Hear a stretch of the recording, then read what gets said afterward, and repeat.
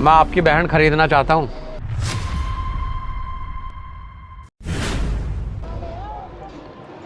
और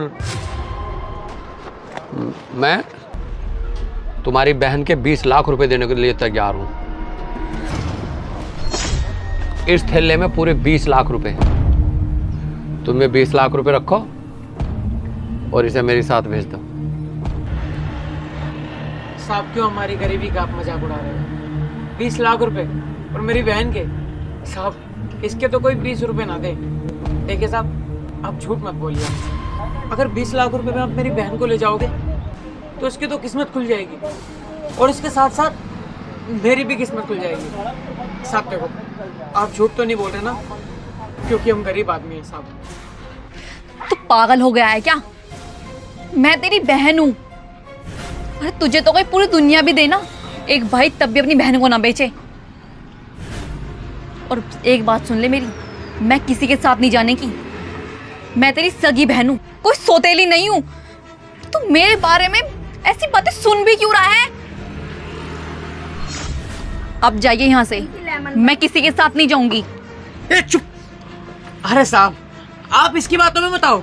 आप मुझे 20 लाख रुपए दो और ले जाओ इसे। ठीक है भैया, तुम जैसे भाइयों से ना उम्मीद ही क्या की जा सकती है। तुम जैसे भाई ना अपनी बहन को हाथ पे लेकर के तो कहीं भेज नहीं सकते, बेचोगे ही। अरे जब अपना ही सीका खोटा हो तो परखने वाले की क्या गलती।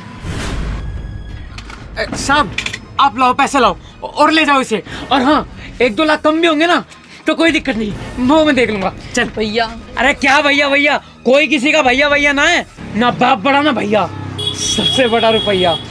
मेरी जिंदगी बन जाएगी। और सामने इतना रईस आदमी खड़ा हुआ है, ऐसे मौके बार बार नहीं आते और तेरी जिंदगी बन जाओगी। चल साहब लाओ, पैसे लाओ, ले जाओ ले जाओ साहब, ले जाओ। चल जा।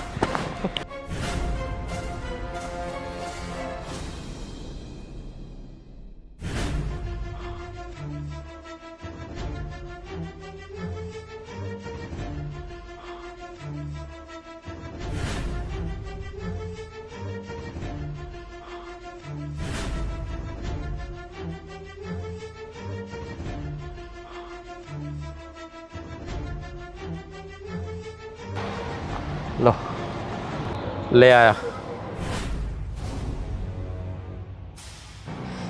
तुम्हें घबराने की और डरने की कोई ज़रूरत नहीं है। मैं महिला आयोग से हूँ और ये त्यागी जी हमारे अधिकारी हैं। और त्यागी जी ने ही मुझे कल बताया था कि एक चाय वाला 10 लाख रुपए जुए में हार गया और 10 लाख रुपए के बदले वो जुए में अपनी बहन को देना चाहता है।